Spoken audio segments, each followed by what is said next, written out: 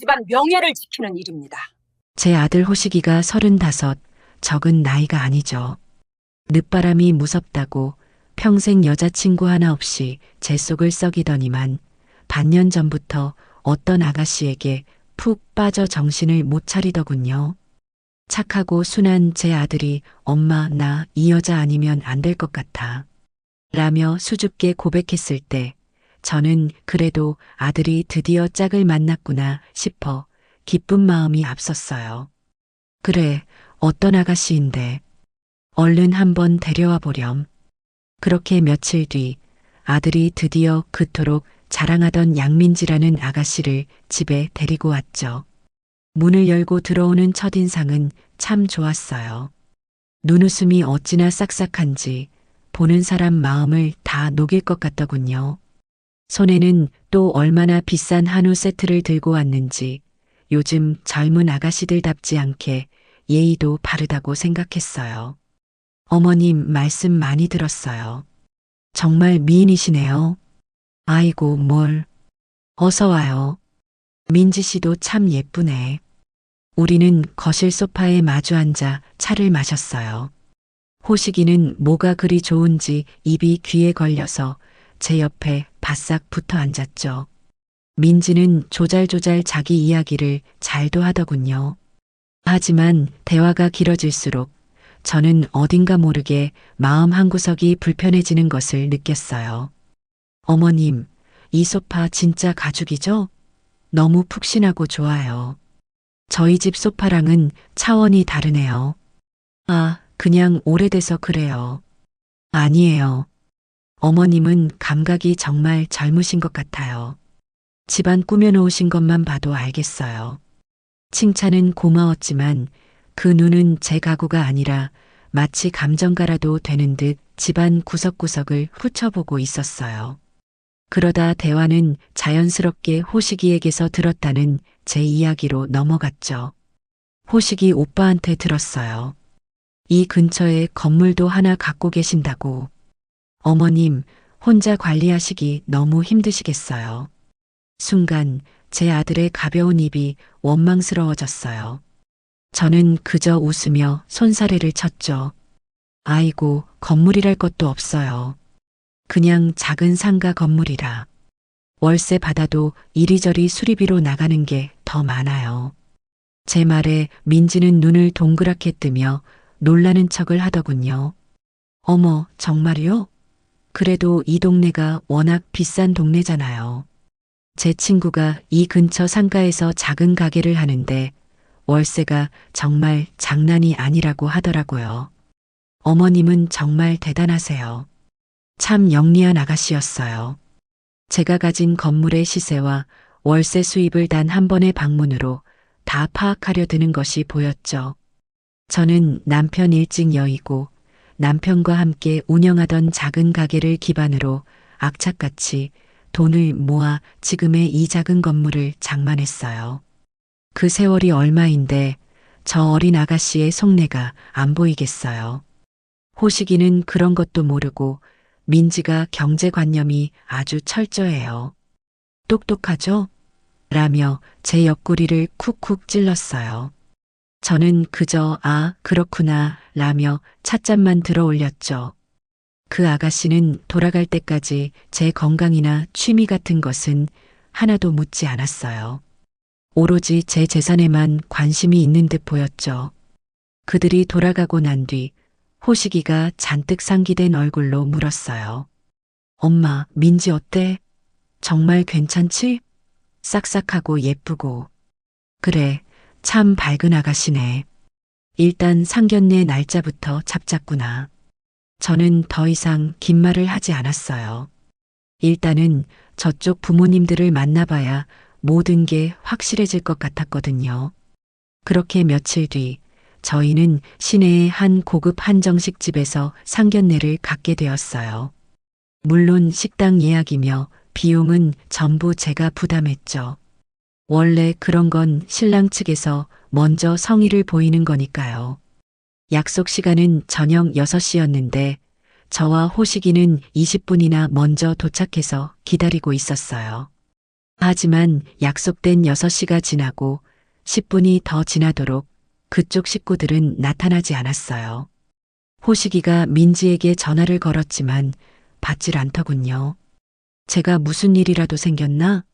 라며 걱정하던 찰나 방문이 거칠게 열리며 세 사람이 헐레벌떡 들어왔어요. 아이고, 늦어서 죄송합니다. 차가 어찌나 막히는지.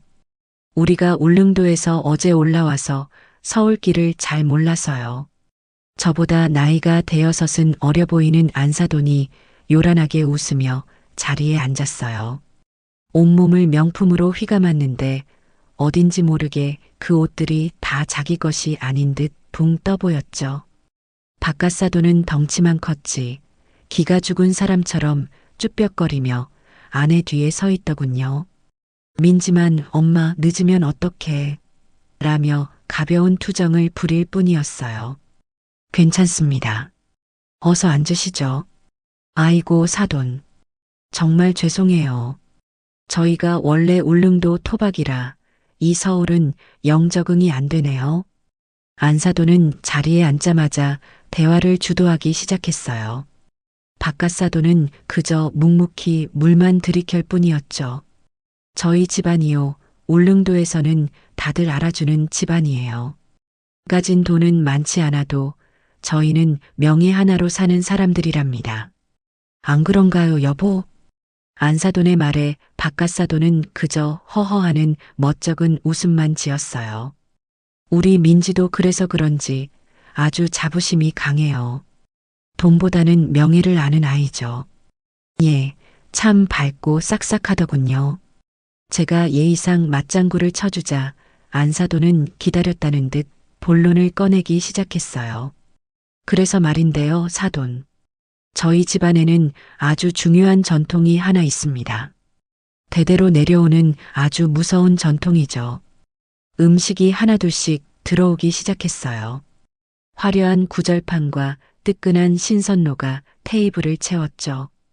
바깥사돈은 그제야 눈이 좀 뜨이는지 말없이 음식에만 집중하기 시작하더군요. 어떤 전통인지요?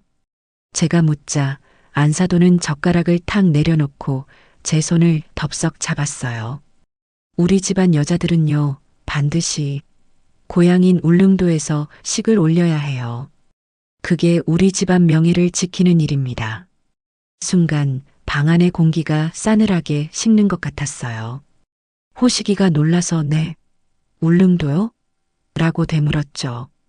민지는 수줍은 척 고개를 숙이며 어머님, 제 꿈이기도 해요. 제가 태어난 고향에서 모든 분의 축복을 받으면서 결혼하는 거요. 라며 거들었어요. 저는 잠시 생각에 잠겼어요. 울릉도라. 물론 경비가 만만치 않겠지만 저들이 저렇게까지 전통과 명예를 들먹이는데 제가 무 자르듯 반대할 수도 없는 노릇이었죠. 하객분들 모시기가 쉽지 않으실 텐데. 그래도 두 사람이 원한다면.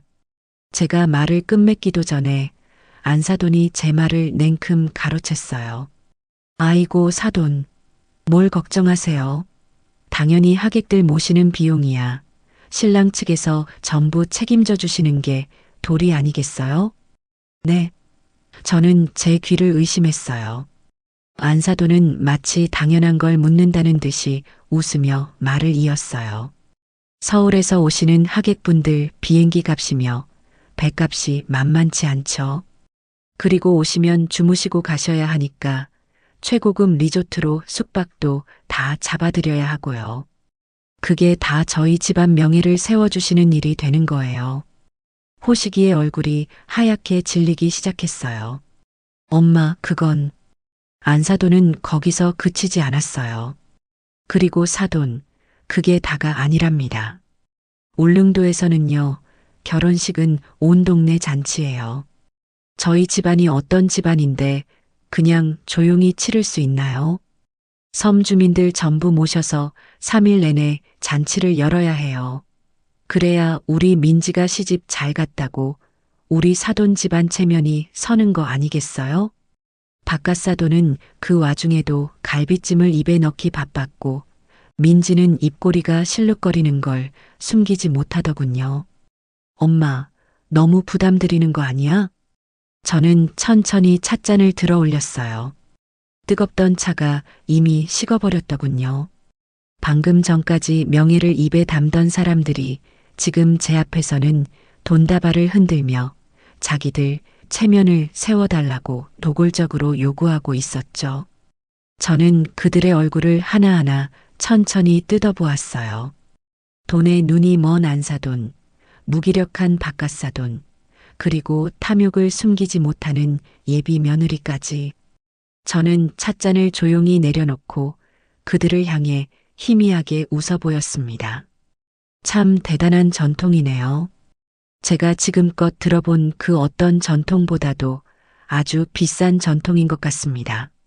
제 말뜻을 알아들었는지 못 알아들었는지 안사돈은 그저 그럼요. 우리 집안 전통이 이 정도랍니다. 라며 어깨를 으쓱할 뿐이었어요. 그 뻔뻔한 얼굴을 마주하며 저는 이 기막힌 상견례가 아주 긴 싸움의 시작이 될 것임을 직감했습니다.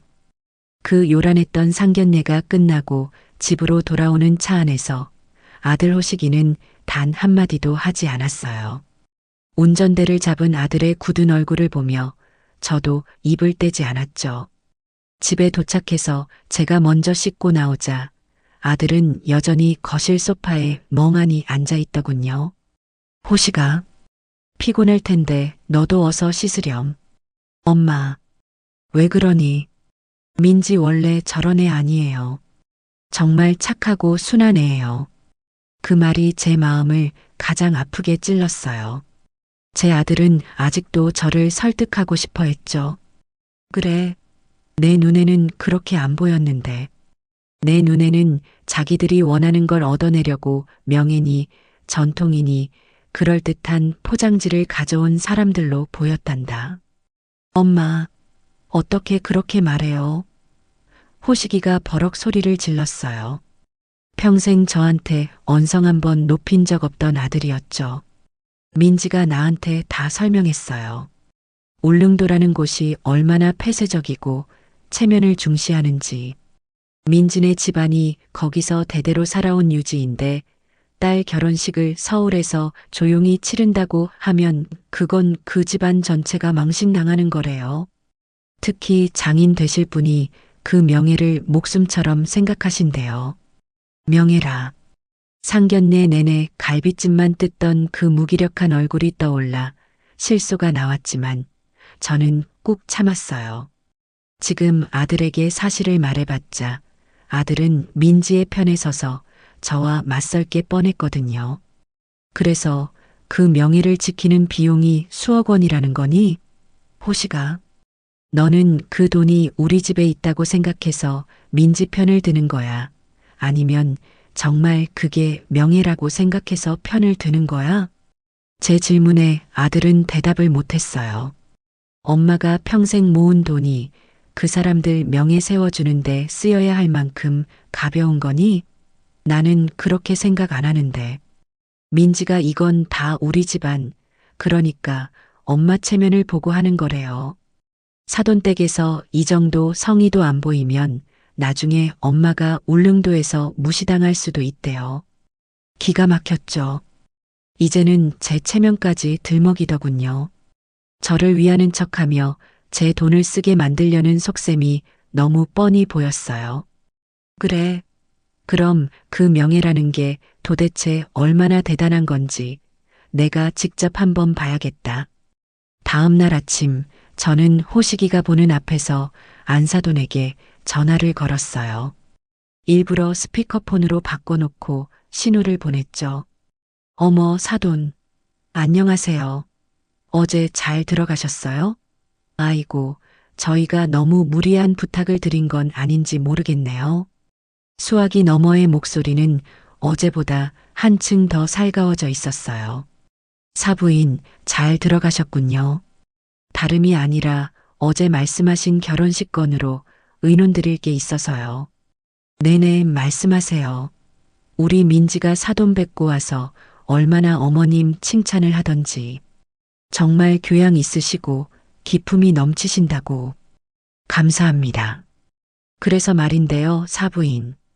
어제 말씀하신 울릉도 결혼식 말입니다. 네. 그게 저희 집안에서 제일 중요한.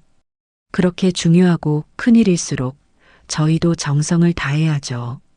안 그렇습니까? 제 말에 안사돈이 신이 나서 대답했어요. 아이고, 그럼요. 역시 사돈은 뭘 좀 아시는 분이야. 그래서 말입니다.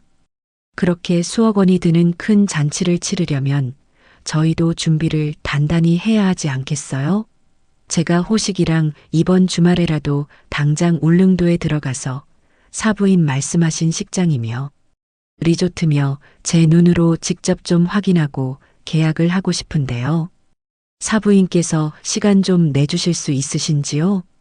제 말이 끝나자마자 수화기 너머에서 순간 정적이 흘렀어요. 한 10초쯤 지났을까요? 안사돈의 당황한 목소리가 들려왔죠. 네. 오신다고요? 울릉도에? 네. 그렇게 큰 돈이 드는 일인데 제가 직접 보지도 않고 진행할 수는 없죠. 그게 부모된 돌이 아니겠어요? 사부인께서 좋은 곳으로 다 알아봐 주셨겠지만 저도 제 눈으로 확인을 해야 마음이 놓일 것 같아서요. 아이고 사돈, 뭘 그렇게 번거롭게 직접 오시려고요. 안사돈의 목소리가 갑자기 한 톤 높아졌어요. 울릉도가 뱃길이 얼마나 험한데요. 사돈 연세에 배 타시면 멀미 나서 고생하셔요. 아이고 안 돼요 안 돼. 저희가 알아서 다 할게요. 저는 웃음을 참으며 말했어요. 괜찮습니다, 사부인. 제가 아직 그렇게 약하지 않아요. 그리고 제 아들 장가 보내는 일인데 그 정도 고생이야 당연히 해야죠. 마침 호식이도 주말에 시간이 된다고 하니 저희가 토요일 아침 배로 들어가겠습니다. 사부인께서 마중만 좀. 아니, 사돈, 진짜 왜 이러세요? 안사돈이 갑자기 버럭 소리를 질렀어요. 어제 상견례 자리에서의 교양 있는 모습은 온데간데 없었죠. 저희가 지금 집안일로 좀 바빠요. 바깥사돈 일도 좀 그렇고 아이고 됐어요. 그냥 저희가 다 알아서 할게요. 사돈은 그런 거 신경 쓰지 마시고요. 아니 사부인. 그래도 제가 부모로서 도리는. 아 정말 답답하시네. 사돈. 안사돈이 제 말을 딱 끊어먹더군요. 뭘 그렇게 번거롭게 오시려고 해요. 오시면 우리가 또 대접해야 하고 피곤하잖아요, 서로. 그냥 저희가 견적서 싹 뽑아서 보내드릴게요. 그거 보시고 경비만 넉넉하게 보내주세요. 그게 서로 편하잖아요. 아셨죠? 탁! 안사돈은 제 대답도 듣지 않고 전화를 끊어버렸어요. 방 안에는 차가운 정적만 흘렀죠. 저는 말없이 스피커폰 버튼을 끄고 하얗게 질린 얼굴로 저를 쳐다보는 아들 호식이에게 물었어요. 호식아, 방금 들었지? 저게 과연 명예를 지키려는 사람의 목소리더냐? 아니면 돈이 급한 사람의 목소리더냐? 아들은 제 질문에 아무런 대답도 하지 못하고 고개만 푹 숙였습니다. 아들의 마음속에서도 그 사랑이라는 콩깍지에 조금씩 금이 가기 시작한 거겠죠. 안사돈과의 통화 이후 아들 호식이는 며칠간 말이 없었어요. 민지에게서 계속 전화가 오는 것 같았지만 호식이는 자기 방에 틀어박혀 전화를 받지 않더군요. 아마 제 아들도 머릿속이 복잡했을 거예요. 자기가 사랑하는 여자가 자기가 믿었던 전통이라는 말이 어쩌면 전부 거짓일 수도 있다는 의심이 피어오르기 시작한 거겠죠. 저는 이럴 때일수록 정확한 증거가 필요하다고 생각했어요. 아들이 스스로 그 늪에서 걸어 나올 수 있도록 제가 길을 터줘야 했죠. 저는 수첩을 뒤져 오래전 남편 사업을 도울 때 알게 된 박 사장에게 전화를 걸었어요. 박 사장은 지금은 은퇴했지만 한때 기업의 뒷조사나 리스크 관리를 전문으로 하던 아주 유능하고 입이 무거운 사람이었죠. 며칠 뒤 저는 박 사장의 조용한 사무실에서 그와 마주 앉았습니다. 회장님, 오랜만입니다. 어쩐 일로 저를 다 찾으셨어요? 박 사장은 저를 회장님이라고 불렀어요. 남편이 죽고 난 뒤에도 늘 그렇게 저를 깍듯하게 대했죠. 박 사장님, 면목 없습니다. 제가 아주 사적인 일로 부탁드릴 게 있어서요. 저는 상견례에서 있었던 일, 그리고 방금 전 안사돈과의 통화 내용까지 모든 것을 솔직하게 털어놓았어요. 울릉도 토박이라는 집안, 그들이 내세우는 명예와 전통, 그리고 그 대가로 요구하는 터무니없는 금액까지 전부 다요. 제 이야기를 듣는 내내 박 사장의 표정은 심각하게 굳어갔어요. 회장님, 이건 단순한 혼사 문제가 아닌 것 같습니다. 말씀하신 정황만 들어봐도 이건 기망의 냄새가 아주 짙게 납니다. 그래서 말입니다. 저도 확신이 필요해요. 제 아들 눈을 뜨게 해줄 확실한 증거가 필요합니다. 울릉도 양씨 집안 말씀이시죠? 네. 박갓사돈이라는 양반의 재정 상태가 어떤지, 정말 그들이 말하는 명예로운 집안이 맞는지, 그리고 그 전통이라는 게 실제하는 것인지 샅샅이 알아봐 주세요. 박 사장은 고개를 끄덕였어요. 알겠습니다, 회장님. 울릉도 현지에 저희 연이 닿는 곳이 있습니다. 시간은 일주일 정도 주십시오. 먼지 하나까지 다 털어드리겠습니다. 박 사장에게 일을 맡기고 돌아오니 마음이 조금은 놓였지만 한편으로는 불안했어요. 만약 제 예상이 맞다면 제 아들이 받게 될 상처가 너무나 클 테니까요. 그렇게 일주일을 기다리는 동안 민지와 안사돈의 공세는 더욱 거세졌어요. 이제는 전화가 아니라 호식이와 제 휴대폰으로 쉴 새 없이 문자 메시지를 퍼부어 대더군요. 민지 어머님 호식이 오빠한테 들었어요. 저희 집 때문에 속상하시다고. 저희가 너무 명예만 따졌죠? 죄송해요. 그래도 저희 아빠 체면이 걸린 일이라 너그럽게 이해해 주세요. 어머님, 근데 울릉도 결혼식장 예약금이 급하다고 자꾸 연락이 오네요. 일단 5천만 원만 먼저 보내주시면 안 될까요? 저는 그 문자에 실소를 터뜨렸어요. 죄송하다는 말 뒤에 결국 돈 이야기가 붙어 있었죠. 저는 그 문자에 답장하지 않았어요. 그러자 이번에는 안사돈에게서 문자가 왔죠. 사돈, 바빠서 전화 못했네요. 근데 식장 예약금이 급하다고 자꾸 보채네요. 애들 결혼식 망칠 일 있어요? 사돈이 지금 저 못 믿으시는 거예요? 지금 우리 명예를 의심하시는 거예요? 정말 서운하네요. 일단 5천만 원만 먼저 좀 보내주세요. 급한 불부터 꺼야죠. 협박과 회유를 교묘하게 섞은 문자였어요.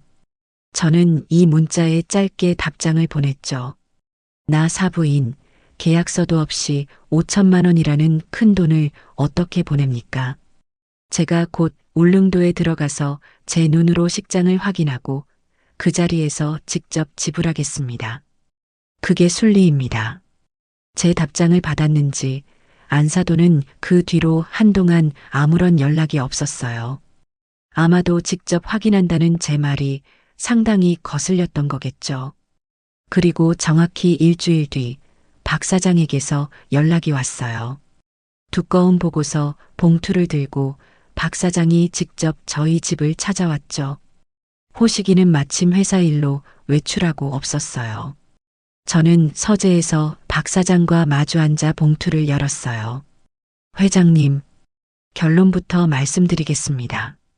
박 사장의 표정은 아주 어두웠어요. 회장님의 예상이 전부 맞았습니다. 아니, 그보다 훨씬 더 심각합니다. 저는 마른 침을 삼키며 보고서의 첫 장을 넘겼어요. 1. 박갓사돈 양만철 재정 상태. 그는 10년 전까지만 해도 울릉도에서 꽤 큰 오징어잡이 배를 운영했던 것이 맞더군요. 하지만 거기까지였어요. 무리하게 중국 불법 어선과 손을 잡고 투기성 조업을 하다가 적발되어 수억 원의 벌금을 물었어요.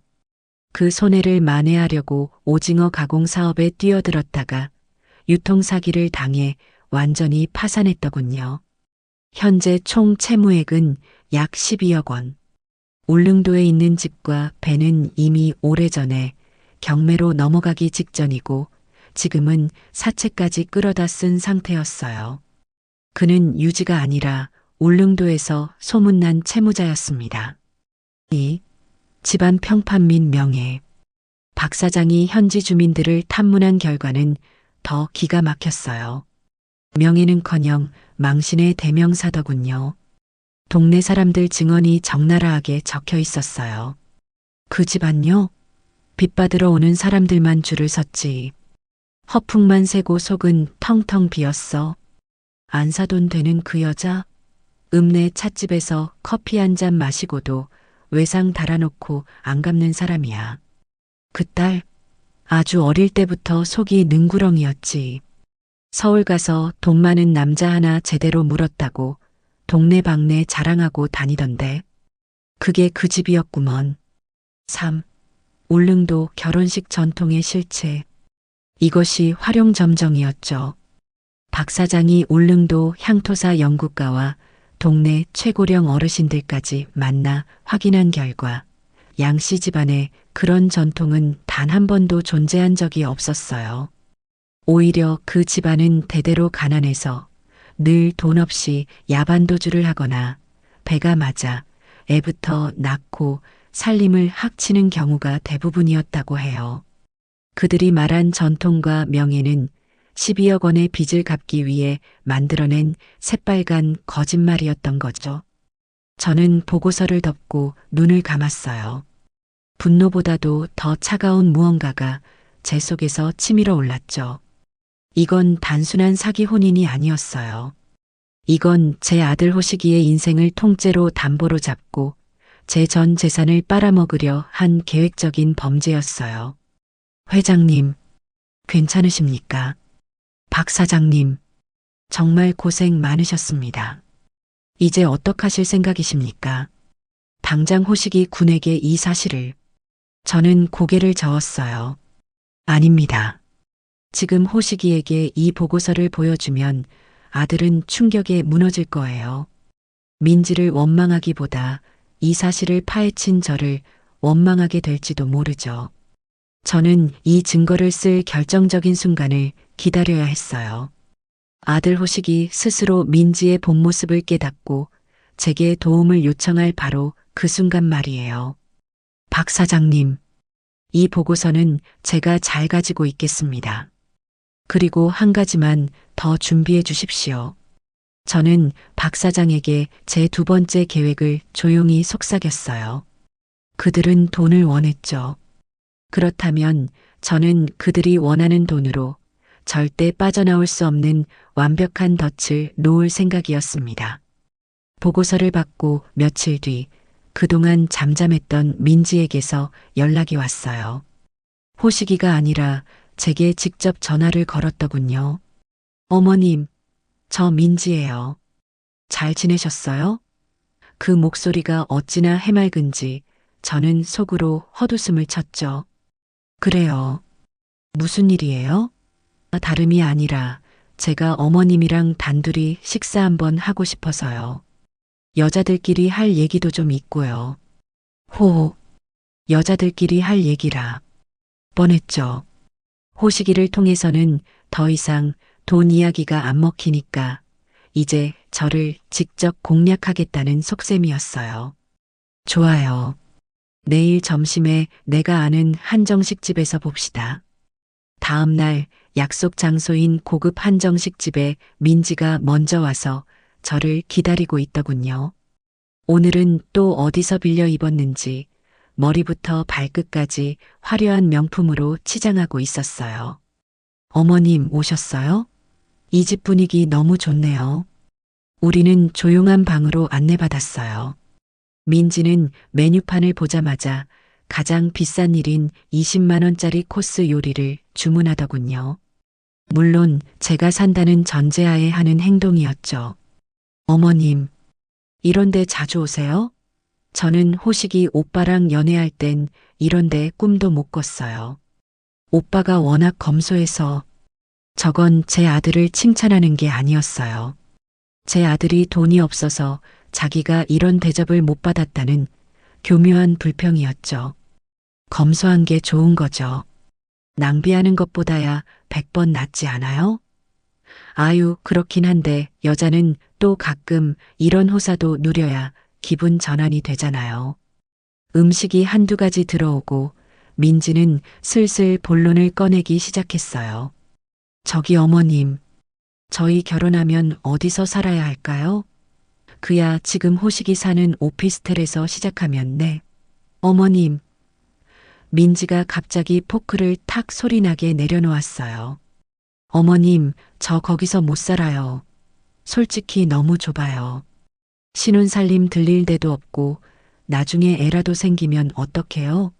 그리고 거긴 보안도 너무 안 좋아요. 밤에 혼자 있으면 무섭단 말이에요. 저는 그저 말없이 민지를 쳐다보았어요.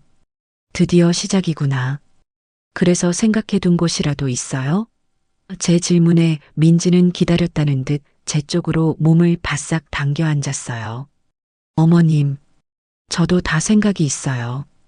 여자는 안정이 돼야 내조도 잘하는 거거든요. 제 친구들이 다 강남 사는데 거기가 애들 교육에도 그렇게 좋대요. 그리고 보안도 철저하고 사생활 보호도 잘 되고요. 민지가 숨을 한번 고르고 제 눈을 똑바로 쳐다보며 말했어요.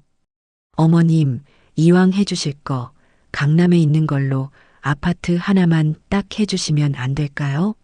어머님 능력이면 그 정도는 충분히 되시잖아요. 수십억짜리 아파트를 마치 시장에서 콩나물 사듯 말하는 그 뻔뻔함에 혀를 내두를 지경이었죠. 강남 아파트라 그건 호식이랑은 상의해 봤어요? 에이, 오빠는 어머님 뜻에 따른다고 하죠. 어머님, 그리고 제 부탁이 하나 더 있어요. 부탁이요? 민지가 목소리를 낮추며 아주 비밀스러운 이야기라도 하는 듯 속삭였어요. 이왕 해주실 거 제 단독 명의로 해주셨으면 좋겠어요. 이젠 놀랍지도 않았어요. 단독 명의요? 그건 또 왜요? 어머님, 민지가 제 손을 덥석 잡았어요. 그래야 저도 내가 이 집 주인이구나 하는 진짜 안정감이 들죠. 그리고 이건 정말 솔직히 말씀드리는 건데요. 그래야 호식이 오빠가 나중에 딴 생각 못 하잖아요. 남자들 재산 다 자기 앞으로 되어 있으면 꼭 딴짓한다는 말도 있고 전 물론 우리 오빠를 믿죠. 믿지만 그냥 일종의 안전장치죠. 호호. 저는 저를 위하는 척, 제 아들을 위하는 척하며 자기 입속을 차리려는 그 모습이 역겨울 정도였어요. 저는 잡힌 손을 스르르 빼내며 웃었어요. 아가, 참 생각이 깊네요. 아주 꼼꼼해. 그쵸? 어머님? 그런데 말이죠, 아가. 요즘은 그렇게 한 사람 앞으로 다 해주지 않아요. 그게 오히려 나중에 더 큰 문제를 만들 수 있거든요. 네. 호식이랑 아가, 두 사람 공동 명의로 하는 게 기본이란다. 그게 서로에게 우리는 하나다, 서로를 믿는다는 진짜 믿음을 주는 행동이지. 제 말이 끝나자마자 민지의 얼굴에서 그 살갑던 미소가 싹 사라졌어요. 공동 명의요? 민지의 목소리가 싸늘하게 변했죠. 어머님, 지금 저 못 믿으시는 거예요? 제가 그 집 팔아먹고 도망갈 사람으로 보이세요? 그런 뜻이 아니긴 뭐가 아니에요. 민지가 갑자기 소리를 높였어요. 너무 서운해요. 제가 어머님한테 잘 보이려고 호식이 오빠 내조하려고 얼마나 노력했는데요. 울릉도 결혼식도 다 어머님 체면 세워드리려고 우리 집안 명예 때문에 억지로 하는 건데 저한테 고작 아파트 공동 명의요? 이건 저를 가족으로 인정 안 하신다는 거잖아요. 눈 깜짝할 사이에 눈물이 그렁그렁 맺히더군요. 연기력이 아주 대단해. 민지는 핸드백을 거칠게 집어들고 자리에서 일어났어요. 이 결혼 못하겠어요. 아니, 안 해요. 호식이 오빠한테는 어머님이 저를 이렇게까지 무시하고 돈 몇 푼 아까워서 며느리 하나 못 믿는다고 그렇게 똑똑히 전해주세요. 민지는 그렇게 소리를 지르고 방을 나가버렸어요. 물론 40만 원이 넘는 밥값은 계산대 위에 그대로 남겨둔 채로 말이죠. 저는 혼자 남아 천천히 식은 차를 마셨어요. 그리고 그 비싼 밥값을 전부 계산하고 집으로 돌아왔죠.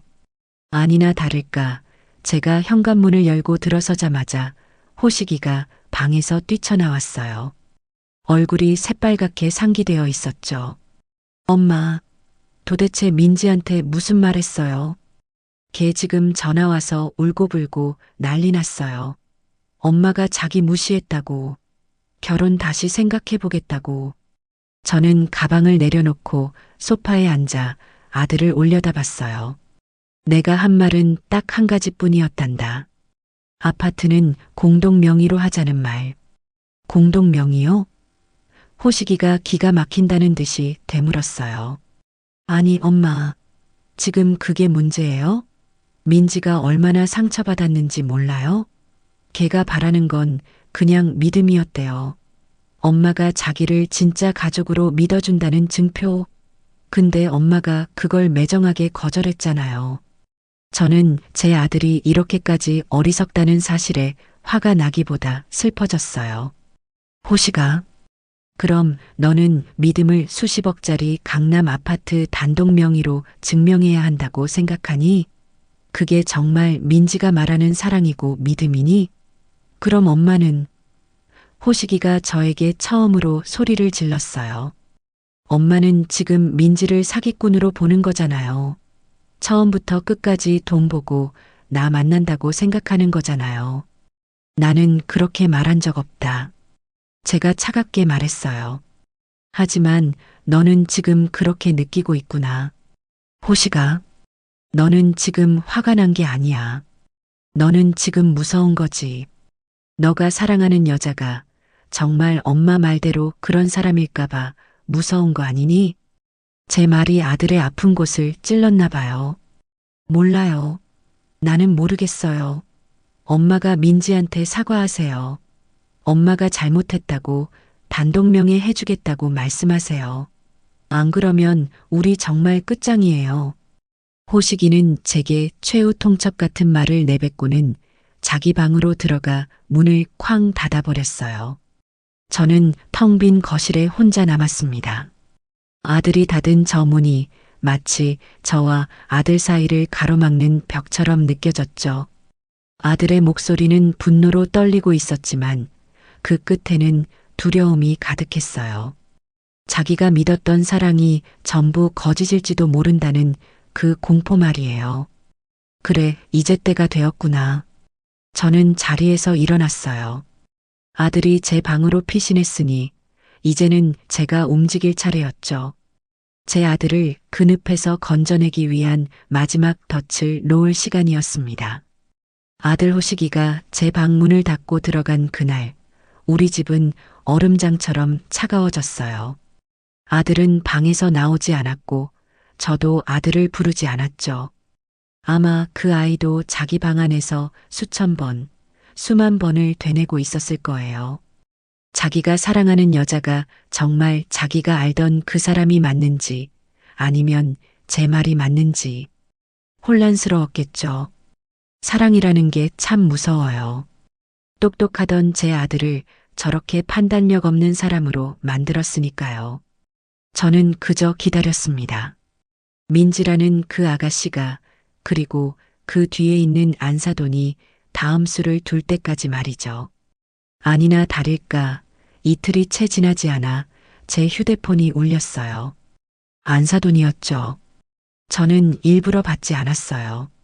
신호가 끊어지고 다시 울리고 또 끊어지고 세 번째 전화가 울렸을 때 저는 거실 소파에 앉아 천천히 통화 버튼을 눌렀습니다. 여보세요. 아이고, 사돈.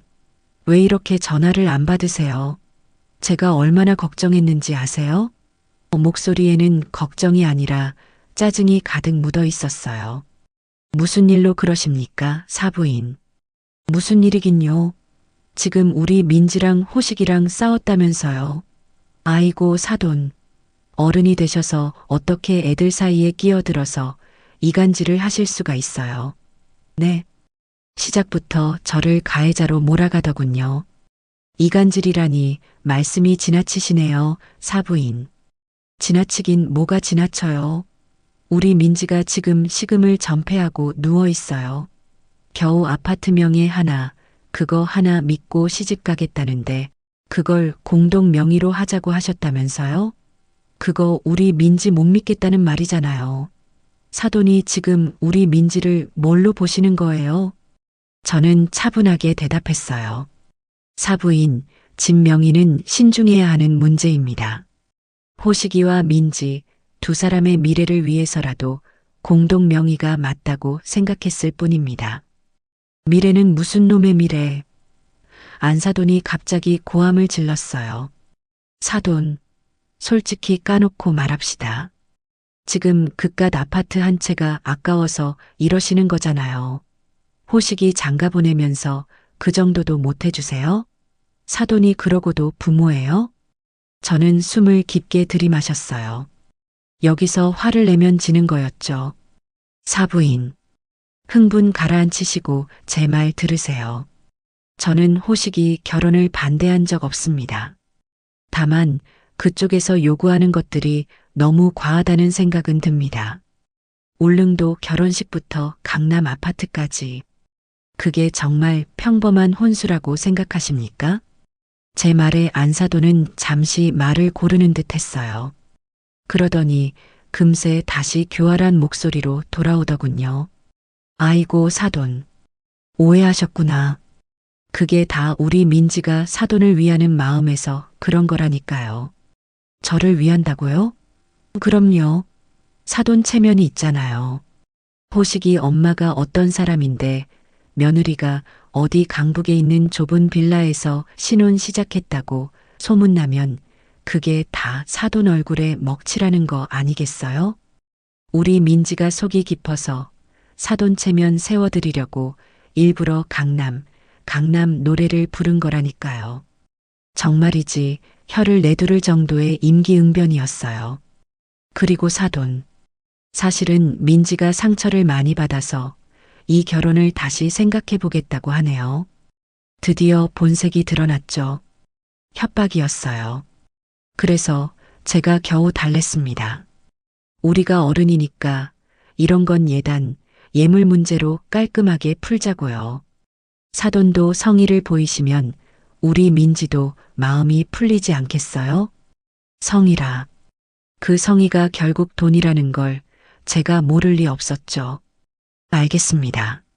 그럼 그쪽에서 생각하시는 예단 목록이라도 한번 보내주시죠. 저도 검토를 해봐야 하니까요. 아이고, 진작 그렇게 말씀하셨어야죠. 역시 사돈은 말이 통하는 분이야. 안사돈은 신이 나서 말했어요. 제가 지금 바로 우리 집안에서 기본으로 받는 예단 리스트를 문자로 싹 정리해서 보내드릴게요. 그거 보시고 우리 민지 마음 좀 확 풀어주세요. 아셨죠? 전화를 끊고 10분도 되지 않아 제 휴대폰으로 띵동하고 메시지 도착 알림이 울렸어요. 안사돈이었죠. 사돈 날씨가 춥네요. 우리 민지 마음처럼요. 호호. 어른들끼리 이런 걸로 기싸움할 필요 없잖아요. 저희가 소박하게 정말 기본만 정리해서 보내드려요. 이 정도 성의는 보여주셔야 저희도 울릉도 어른들께 우리 사돈댁이 이 정도 되는 집안이라고 명예가 서죠. 확인하시고 이번 주 내로 준비 부탁드려요. 그 징그러운 이모티콘과 함께 사진 파일 하나가 첨부되어 있었어요. 저는 파일을 열기 전에 방문을 굳게 닫고 있던 호식이 방을 노크했어요. 호식아, 잠깐 나와보렴. 무슨 일이에요? 민지 어머니한테서 연락이 왔구나. 너도 같이 봐야 할 것 같아서. 잠시 뒤 퉁퉁 부은 눈을 한 호식이가 마지못해 방에서 나왔어요. 여전히 제게 불만이 가득한 얼굴이었죠. 저는 호식이를 제 옆에 앉히고 휴대폰 화면의 사진 파일을 열었어요. 그것은 정갈하게 타이핑된 예단 목록이었죠. 신부 양민지 측 예단 요구 목록 기본. 신부 예물시사 5캐럿 다이아몬드 반지 및 목걸이 세트. 신부 가방 H사 버킨백 악어 가죽 희귀 모델. 신부 모피 S사 최고급 친칠락 코트 1점. 여기까지 읽었을 때만 해도 호식이는 하하는 깊은 한숨만 내쉴 뿐이었어요. 물론 이것만으로도 수억 원이 훌쩍 넘는 금액이었지만 강남 아파트 요구에 비하면 약과라고 생각했는지도 모르죠. 하지만 문제는 그 다음 줄에 있었어요. 신부 아버지 및 어머니 예우 품목. 어머니 예물순금 쉰돈 쌍가락지 및 용복 목걸이 세트. 어머니 의복 엘사 캐시미어 롱 코트 1점. 아버지 시계 아사 금장 시계 1점 신랑 것과 동일 등급. 호식이의 입이 벌어지기 시작했어요. 엄마, 이건 너무. 아직 안 끝났단다, 호식아.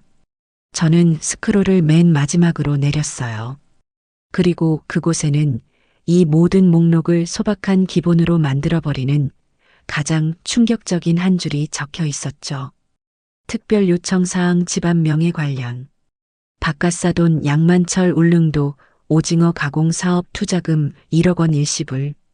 사유 신랑 측의 성의를 보여주는 가장 확실한 방법이며 이는 단순 비용이 아닌 투자임. 사업 성공 시 모든 수익은 호식이와 민지의 미래 자금으로 귀속될 것임. 방 안에는 숨소리조차 들리지 않았어요. 호식이는 화면을 뚫어져라 쳐다보고 있었어요. 그 아이의 눈동자가 지진이라도 난 듯 흔들리고 있었죠.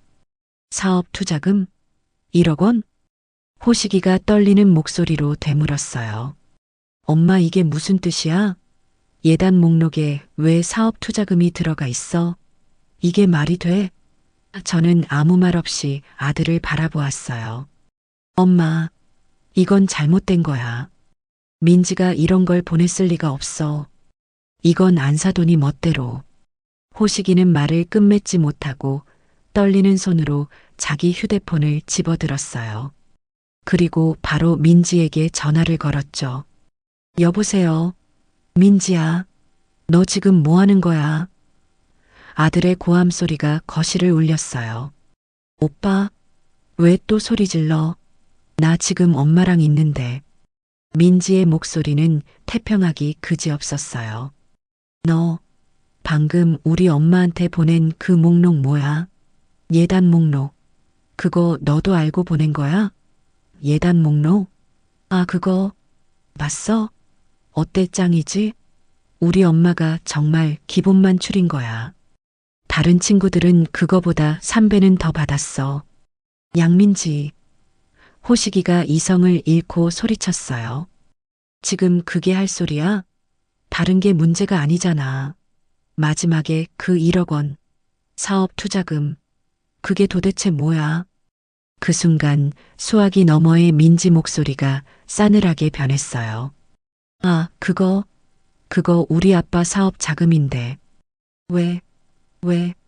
그게 지금 예단 목록에 들어갈 돈이냐고. 오빠 정말 답답하게 왜 이래. 민지도 지지 않고 소리를 질렀어요. 그거 그냥 달라는 거야? 투자잖아, 투자. 우리 아빠 사업이 어떤 사업인 줄 알아? 그게 다 나중에 오빠랑 나랑 잘 먹고 잘 살자고 하는 일이잖아.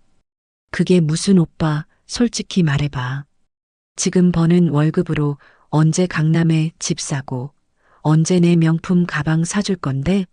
오빠가 능력이 없으니까 우리 아빠가 대신 돈 벌어주겠다는데 그게 그렇게 불만이야? 뭐, 나 능력이 없어? 호식이가 받은 충격은 이루 말할 수 없었을 거예요. 그래, 오빠는 그게 문제야. 비전이 없어, 비전이. 우리 엄마가 그랬어. 어머님은 건물주라 돈이 썩어 넘치는데 아들내미는 왜 저렇게 배포가 작냐고. 1억 원이 그렇게 큰 돈이야? 어머님한테는 푼돈이잖아. 너 지금 우리 엄마 돈을 네 돈처럼 말하는 거야? 그럼 결혼하면 그 돈이 내 돈이지. 누구 돈이야? 오빠, 정말 쪼잔하게 이럴 거야? 이 정도 성의도 못 보여주면 우리 결혼 다시 생각해 봐야겠어. 이런 푼돈에 벌벌 떠는 집안이랑은 명예가 안 서서 결혼 못 하겠다. 탁!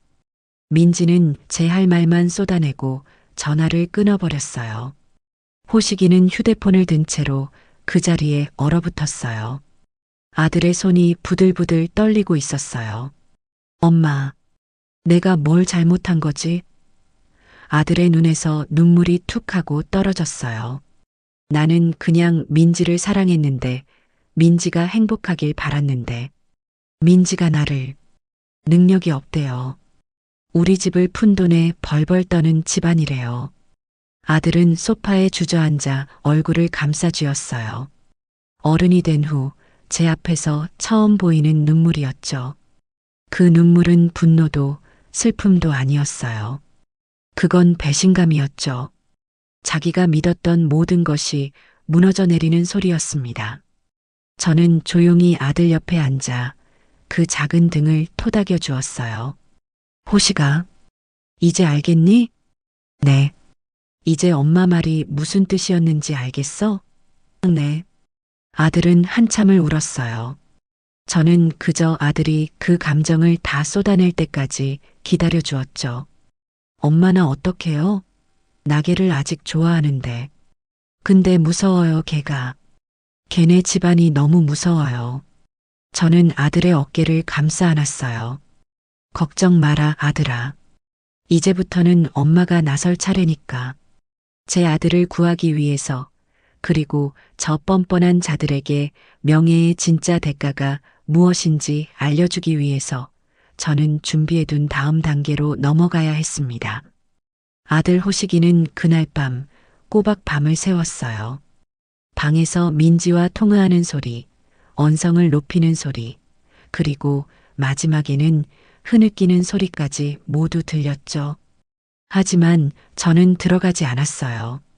그건 제 아들이 스스로 끊어내야 할 감정의 끈이었으니까요. 다음 날 아침 눈이 퉁퉁 부은 아들이 제 앞에 와서 무릎을 꿇었어요. 엄마, 제가 다 잘못했어요. 일어나렴. 무릎은 꿇으라고 있는 게 아니야. 제가 너무 어리석었어요. 엄마 말은 듣지도 않고 사랑에 눈이 멀어서 엄마한테 정말 죄송해요. 됐다. 이제라도 알았으면 된 거야. 호식이는 고개를 들지 못했어요. 엄마, 그런데 저 사람들 어떡하죠? 이대로 결혼 못하겠다고 하면 저 사람들이 우리 집 찾아와서 난리 칠 것 같아요. 민지가 어제 전화로 그랬어요. 이대로 끝나면 세상 끝까지 쫓아가서 망신 줄 거라고. 저는 쓴웃음을 지었어요.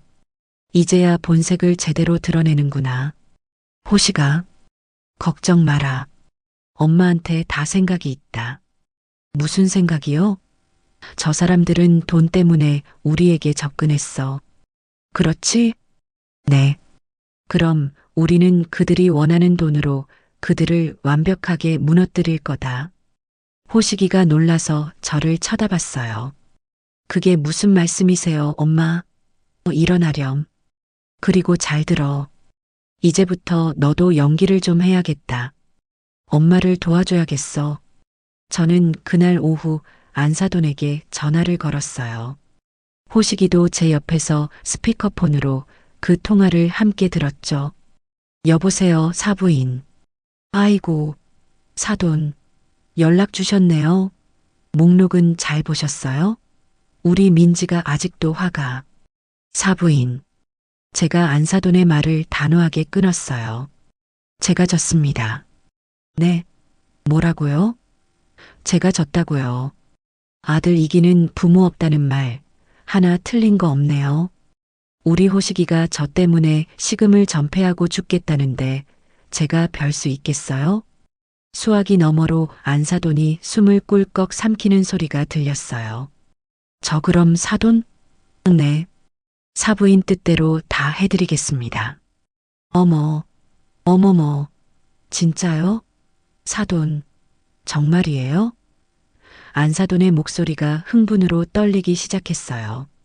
그럼 그 강남 아파트 단독명예 그것도요? 네. 민지 앞으로 깨끗하게 해주죠. 1억 투자금 그것도 물론이고요. 그리고 울릉도 결혼식, 극간명예, 제가 아주 비싼 돈 주고 사드리겠습니다. 사부인 원하시는 대로 섬이 떠나가라 잔치 한번 열어보죠. 사돈, 아이고 사돈, 제가 이럴 줄 알았어요. 역시 사돈은 통이 크시다니까. 아이고, 우리 민지가 알면 얼마나 좋아할까? 감사합니다. 정말 감사합니다. 안사돈은 거의 울먹이고 있었어요. 물론 기쁨의 눈물이겠지만요. 그런데 사부인, 조건이 있습니다. 네, 조건이요? 안사돈의 목소리에 다시 경계심이 어렸어요. 이렇게 큰 돈이 오가는 일입니다. 저도 제 아들 호식이를 지켜야 하고 사부인도 민지를 지켜야죠. 안 그렇습니까? 무슨 말씀이신지 제 변호사가 그러더군요.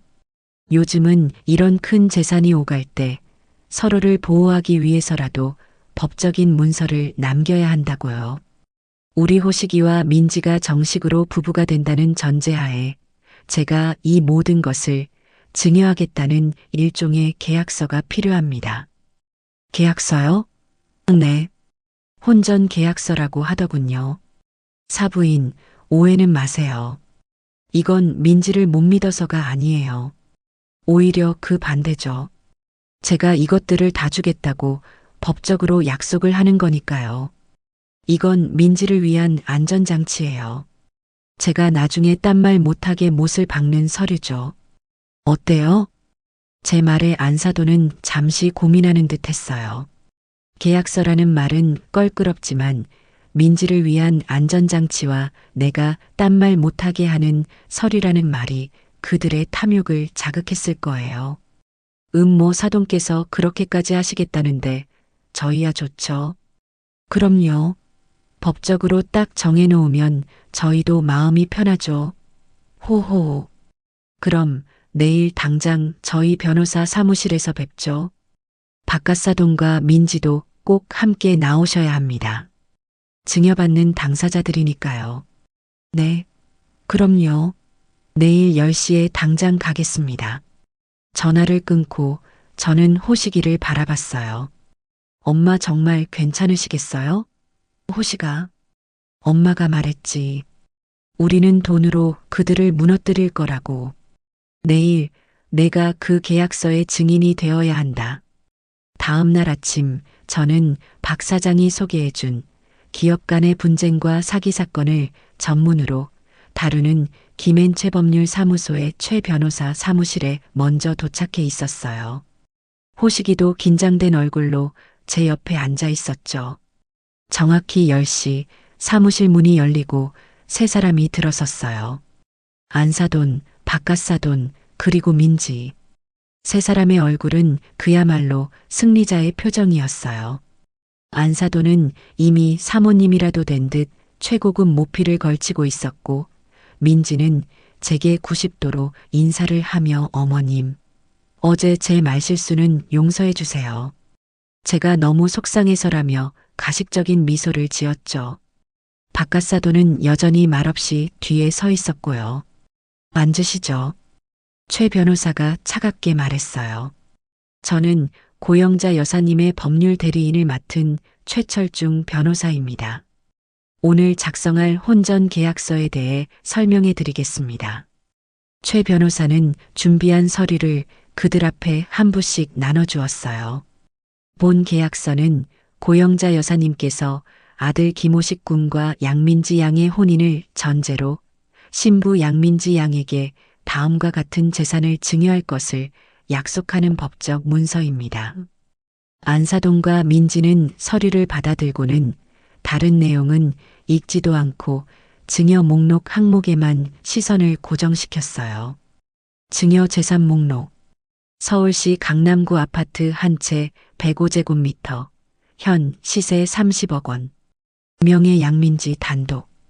울릉도 결혼식 관련 제반 비용 일체 하객 운송비, 숙박비, 피로연 비용 등 약 5억 원 추산.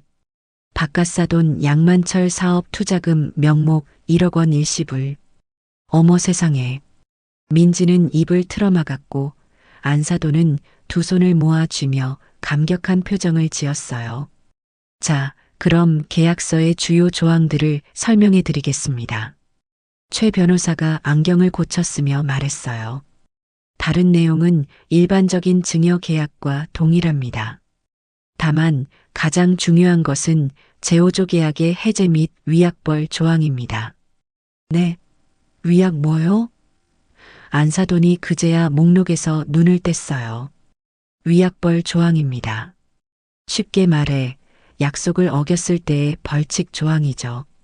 최 변호사가 5조 1항을 짚었어요. 제5조 1항. 본 계약은 두 사람의 법적 혼인 신고가 완료되는 시점에 효력이 발생합니다. 만약 두 사람의 중대한 귀책 사유로 인해 파혼에 이를 경우 본 계약은 즉시 무효가 됩니다. 안사돈이 웃으며 말했어요. 아이고, 당연하죠. 우리 민지가 무슨 잘못을 하겠어요? 호호. 최 변호사는 안사돈의 말을 무시하고 다음 조항을 읽어내려갔어요. 그리고 제5조 2항입니다. 잘 들으십시오.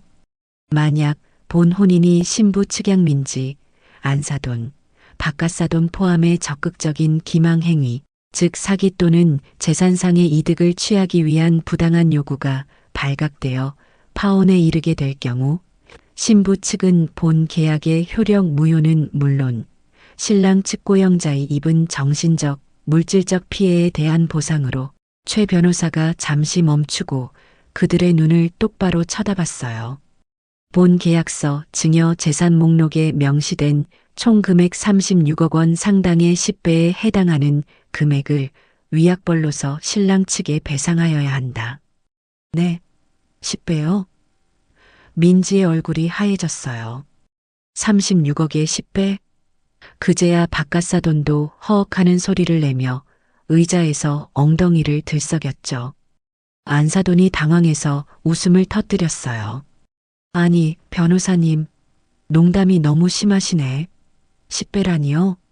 그게 무슨 말도 안 되는 말이 안 되지 않습니다. 사부인. 제가 조용히 입을 열었어요. 이건 제 전 재산이나 다름없는 돈입니다. 그만한 돈을 거는 저에게도 이 정도의 안전장치는 있어야 공평한 것 아니겠어요? 그리고 저는 결정적인 한마디를 덧붙였죠.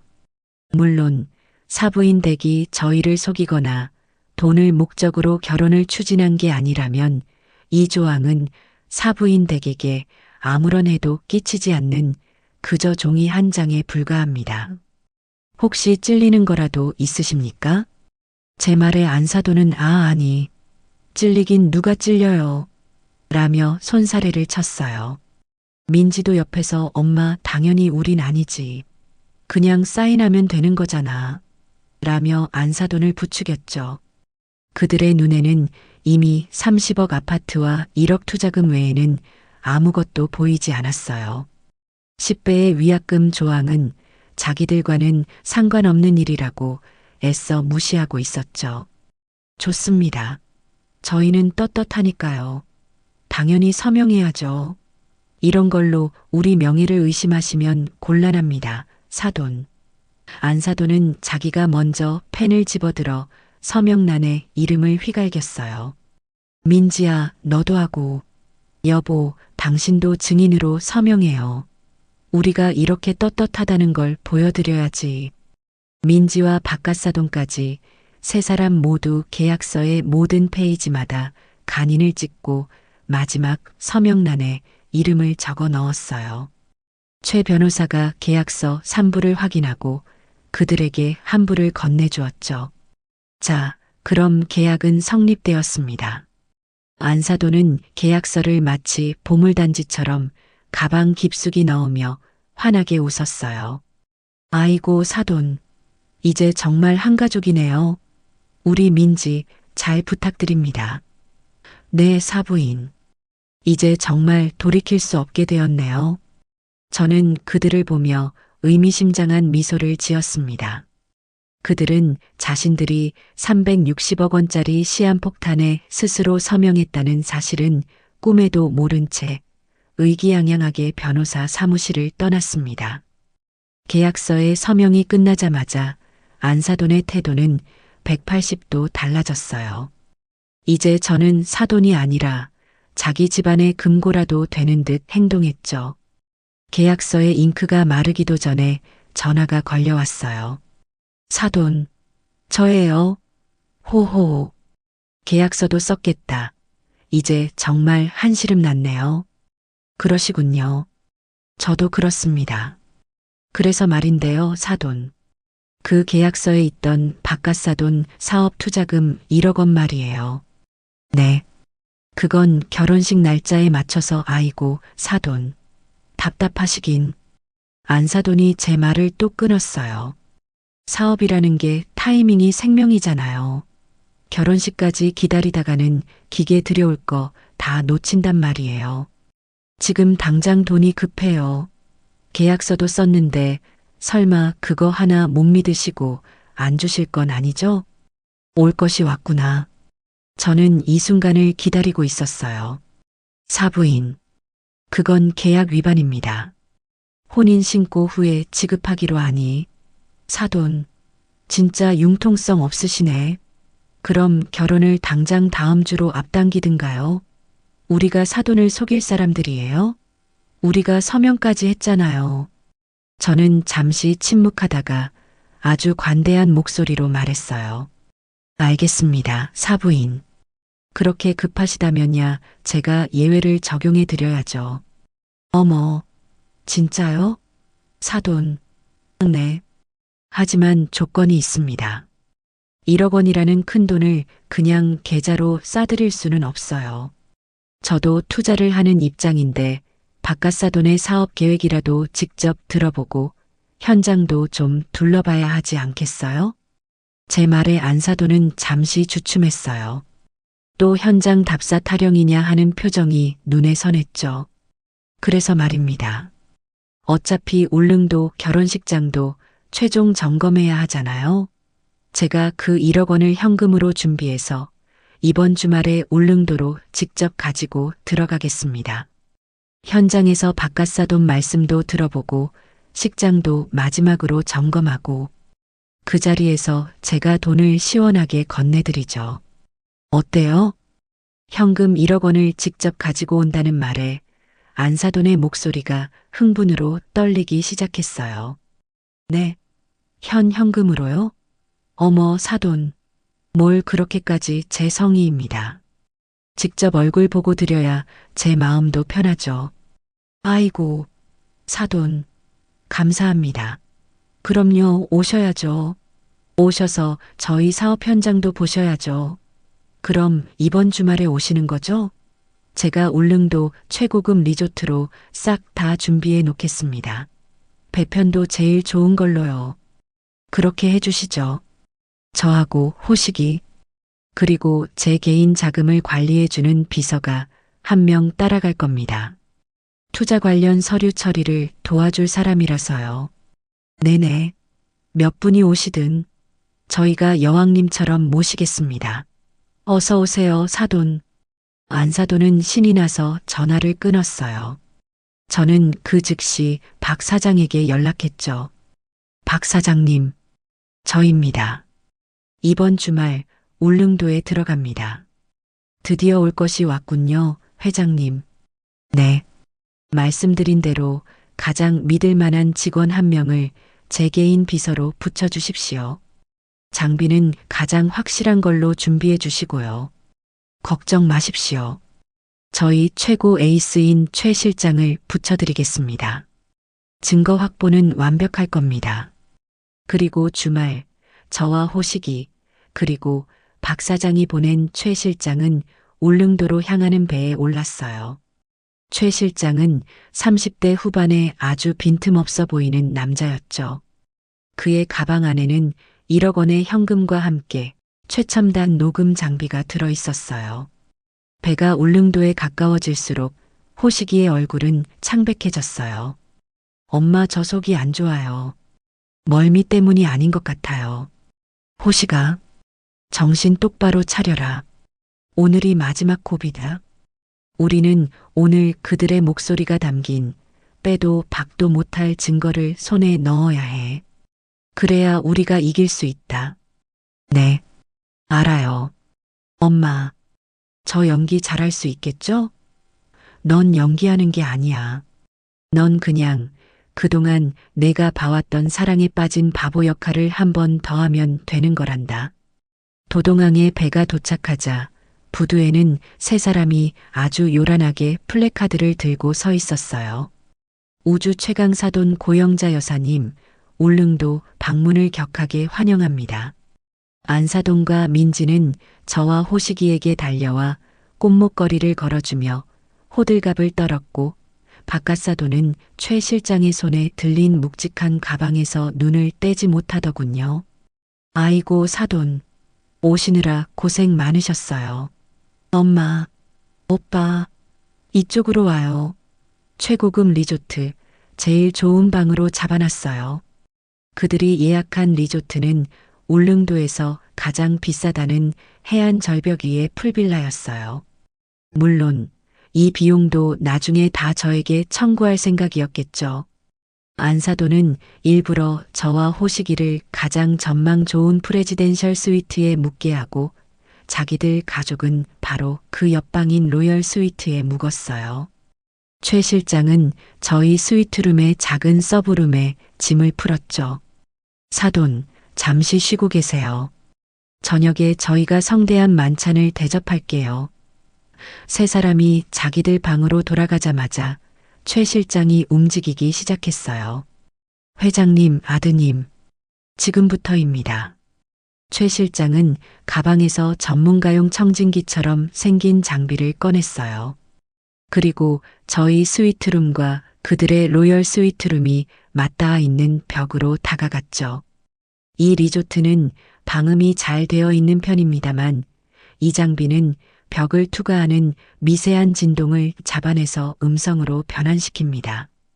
지금부터 저쪽 방에서 하는 모든 대화가 녹음될 겁니다. 최 실장이 헤드셋을 끼고 장비를 벽에 밀착시키자 스피커를 통해 옆방의 소리가 선명하게 들리기 시작했어요. 키키키, 엄마, 저 플래카드 너무 촌스러운 거 아니야? 우주 최강이 뭐야? 민지의 목소리였죠. 시끄러. 정성이 중요한 거지. 그나저나 그 최 실장이라는 놈이 들고 온 가방 그거 진짜 1억 맞겠지? 안사돈의 목소리였어요. 맞을 거야. 내가 아까 슬쩍 만져봤는데 묵직하더만.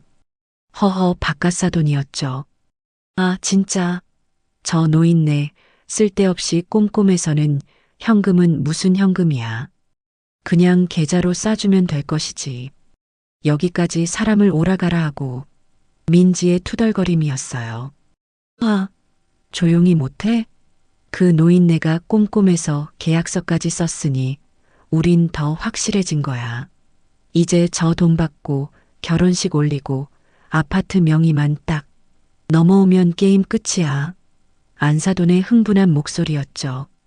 여보, 근데 그 계약서에 있던 10배 위약금 그거 좀 마음에 걸리는데. 박갓사돈의 걱정스러운 목소리였어요. 아, 이 양반이 진짜 답답해 죽겠네. 안사돈이 소리를 질렀어요. 우리가 사기친 게 걸리기라도 한데?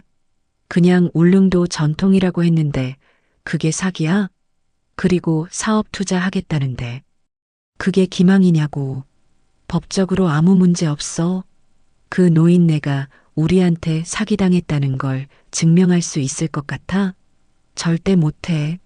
그러니까 걱정 말고 저 돈 받아서 빚이나 갚을 생각이나 하셔. 맞아, 아빠. 걱정 좀 마. 그리고 나 솔직히 호식이 오빠 너무 지겨워. 민지의 목소리였어요. 제 옆에 있던 호식이의 어깨가 움찔거리는 게 느껴졌어요. 걔는 무슨 재미가 하나도 없어. 맨날 엄마 엄마. 지긋지긋해. 그냥 저 노인네 건물만 보고 참는 거지. 그래, 우리 딸. 조금만 참아. 그 강남 아파트 명의만 받아오면 바로 이혼 사유 만들면 돼. 성격 차이라고 하면 그만이지. 위자료 한 푼 안 주고 쫓아낼 수 있어. 그럼 그 아파트는 고스란히 우리 민지 거지. 키키. 엄마, 최고. 아, 진짜 그 아파트 팔아서 서울에 엄마 가게 하나 차려주고 내 동생 유학도 보내고. 아, 신난다. 얼른 내일이 왔으면 좋겠다. 그래, 오늘은 저 노인네랑 호식이 비위나 잘 맞춰주자고. 자, 우리 성공을 위해서 건배. 건배. 쨍하는 유리잔 부딪히는 소리와 함께 그들의 역겨운 웃음소리가 방 안을 가득 채웠어요. 최 실장이 조용히 녹음 종료 버튼을 눌렀어요. 회장님, 증거 완벽하게 확보되었습니다. 저는 말없이 호식이의 얼굴을 바라봤어요. 아들의 얼굴은 이상하게도 평온해 보였어요. 눈물도 분노도 없었죠. 모든 감정이 다 빠져나간 사람처럼 아주 차갑고 아주 단단한 얼굴이었습니다. 엄마, 호식이가 저를 불렀어요. 네, 아들, 저녁 먹으러 가야죠. 아들이 자리에서 일어났어요. 저 사람들이 차린 성대한 만찬. 아주 맛있게 먹어줘야죠. 그리고 내일 서울로 돌아가요. 이 지긋지긋한 연극 끝내야죠. 저는 조용히 고개를 끄덕였습니다. 이제 모든 준비는 끝났습니다. 함정은 완성되었고 짐승들은 스스로 덫 안으로 걸어 들어왔으며 그들의 모든 죄가 여기에 기록되었습니다. 이제 남은 것은 심판뿐이었습니다. 울릉도에서 돌아온 후 저는 그 역겨운 녹음 파일을 제 서재 금고 안에 고이 넣어두었어요. 그날 저녁 성대하게 차려진 만찬 자리에서 저와 호식이는 아무 일 없다는 듯이 행동했죠. 호식이는 그 차가운 배신감을 가슴에 묻고 민지에게 예전처럼 다정하게 굴었어요. 물론 영혼은 빠져 있었지만요. 민지야, 이거 먹어봐. 맛있다. 민지는 그런 호식이의 모습에 자기가 완전히 승리했다고 확신하는 듯 보였죠.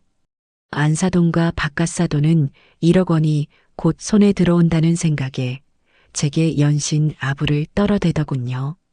사돈, 역시 사돈은 대범하셔. 우리 민지가 복이 많아. 그 가식적인 모습들을 보며 저는 속으로만 냉소를 삼켰습니다. 서울로 돌아오는 뱃길은 맑았지만 제 마음은 폭풍전 야처럼 고요했어요. 호식이는 창밖만 바라보며 말이 없었죠. 그 아이의 뒷모습이 한 뼘은 더 자란 것 같아 저는 마음이 아프면서도 대견했어요. 이 큰 폭풍을 겪고 나면 제 아들은 분명 더 단단한 어른이 되어 있을 테니까요. 집에 도착하자마자 저는 계획의 마지막 단계를 위해 움직였어요. 안사돈에게 먼저 전화를 걸었죠. 울릉도에서 헤어진 지 반나절도 지나지 않아서였어요. 어머, 사돈. 서울 잘 도착하셨어요? 아이고, 저희가 배웅도 시원찮게 해드려서 괜찮습니다. 사부인. 덕분에 아주 유익한 여행이었습니다. 유익해요? 호호, 그럼요. 저희 울릉도가 얼마나 좋은데요. 그래서 말입니다. 제가 울릉도에서 바깥사돈 사업 계획도 직접 들어보고 민지의 확고한 마음도 확인하고 나니 더는 이 결혼을 늦출 이유가 없다는 생각이 들더군요. 제 말에 수화기 너머의 안사돈이 숨을 멈추는 게 느껴졌어요. 사돈, 그 말씀은? 네. 결혼식은 예정대로 진행하되 우리가 약속했던 건들은 미리미리 처리해드리는 게 맞는 것 같아요. 특히 바깥사돈 사업 자금이 급하시다고 하니 제가 그걸 제일 먼저 해결해 드려야죠. 어머, 어머머, 사돈, 진짜요? 그럼 그 1억 원은 물론이고 민지 앞으로 해주기로 한 아파트 증여 문제까지 이번 주 안에 전부 깨끗하게 마무리 짓죠. 사돈, 감사합니다. 아이고, 감사합니다. 제가 사돈 쪽으로 매일 절이라도 올리고 싶네요. 역시 통이 크셔. 안사돈은 거의 비명을 지르다시피 기뻐했어요. 그래서 말입니다. 이런 중요한 일은 우리가 만났던 그 변호사 사무실에서 서류를 완벽하게 꾸며서 진행해야겠죠. 내일 모레 오전 10시. 지난번 그 사무실로 세 분 모두 나와주실 수 있으시죠? 네. 내일 모레요? 그럼요. 당연히 가죠. 저희가 무슨 일이 있어도 달려가야죠. 이번에 오실 때는 아파트 증여에 필요하니 민지 인감도장이랑 신분증, 그리고 바깥사돈 사업자 등록증이랑 투자받을 통장 사본, 그런 서류들을 싹 챙겨오세요. 최 변호사가 목록을 문자로 보내드릴 겁니다. 네, 네, 알겠습니다. 아이고, 사돈. 정말 복 받으실 거예요. 전화를 끊자 옆에서 듣고 있던 호식이가 저를 걱정스러운 눈으로 바라봤어요. 엄마, 정말 그 사무실에서 그래. 이제 모든 증거는 다 모였다. 이제 남은 건 그들이 스스로 서명한 계약서대로 그들의 죄를 만천하에 드러내고 심판을 받게 하는 일만 남았어. 호식아, 너는 그날 엄마 옆에서 아무 말도 하지 말고 그저 지켜보기만 하면 된단다. 내가 나서면 감정이 앞서서 일을 그르칠 수 있어. 모든 건 엄마와 최 변호사가 알아서 할 테니. 네, 엄마. 엄마만 믿을게요. 그리고 약속한 그날이 밝았습니다. 저는 그날따라 평소에 아껴두었던 가장 기품 있는 회색 정장을 꺼내 입었어요. 호식이도 말끔하게 검은색 정장을 차려입었죠. 우리는 마치 중요한 사업 계약이라도 따내러 가는 전사처럼 비장한 표정으로 집을 나섰습니다. 최 변호사 사무실에 도착하니 최 변호사가 이미 모든 준비를 마친 채 저희를 기다리고 있었어요. 회장님, 아드님, 오셨습니까? 녹음 파일과 보고서는 전부 증거 자료로 변환해 두었습니다. 저쪽 스크린과 스피커로 바로 송출 가능합니다. 사무실 한쪽 벽면에는 평소에는 그림 액자에 가려져 있던 대형 TV 스크린이 모습을 드러내고 있었죠. 수고하셨어요, 최 변호사님. 오늘 아주 긴 하루가 될 겁니다. 정확히 10시가 되자 사무실 문이 요란하게 열리며 세 사람이 굴러 들어오다시피 했어요. 아이고, 사돈. 저희가 10분이나 일찍 왔네요. 호호.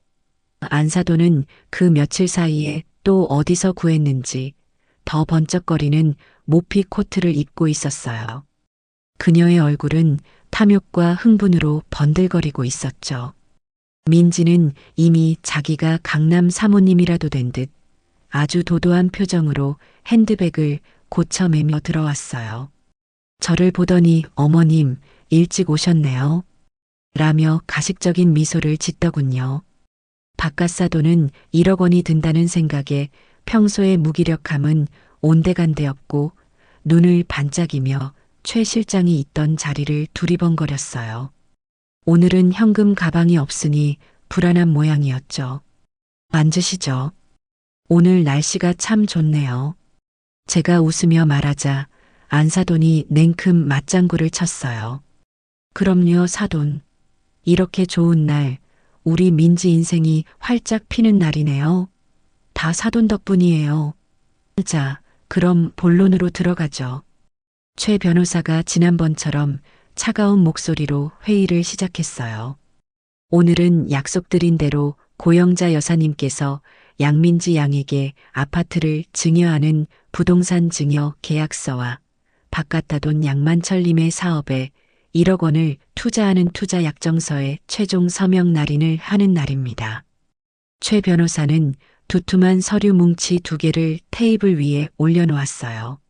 안사돈과 민지는 그 서류에서 눈을 떼지 못했어요. 특히 민지는 부동산 증여 계약서라는 표지를 뚫어져라 쳐다보며 입술을 잘근잘근 깨물더군요. 얼마나 좋을까요? 30억짜리 아파트가 자기 것이 된다고 생각하니. 이것이 증여 계약서입니다. 양민지 양, 이쪽으로 오셔서 내용을 확인하시고, 아이고, 변호사님, 뭘 확인해요? 다 알아서 잘 써주셨겠죠? 안사돈이 민지를 대신해 대답하며 펜을 집어들려고 했어요.